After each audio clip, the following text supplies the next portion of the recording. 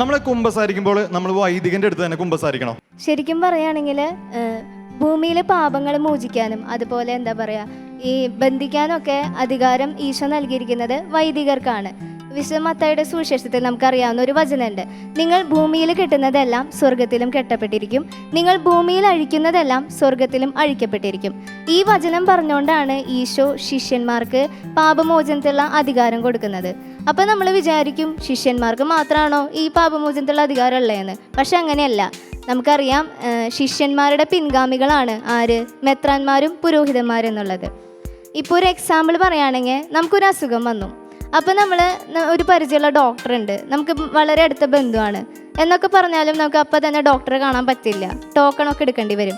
ഇതേപോലെ തന്നെയാണ് നമ്മൾ കുമ്പസാരിക്കുമ്പോൾ വൈദികനോടല്ല നമ്മൾ പാപങ്ങൾ ഏറ്റു പറയുന്നത്, വൈദികനിലൂടെ ഈശോയോടാണ് നമ്മൾ ഏറ്റു പറയുന്നത്. അപ്പോൾ ഈശോയാണ് നമ്മുടെ പാപങ്ങൾ മോചിക്കുന്നത്. അതിനാൽ തന്നെ വൈദികനോട് തന്നെ നമ്മുടെ പാപങ്ങൾ ഏറ്റു പറയണം.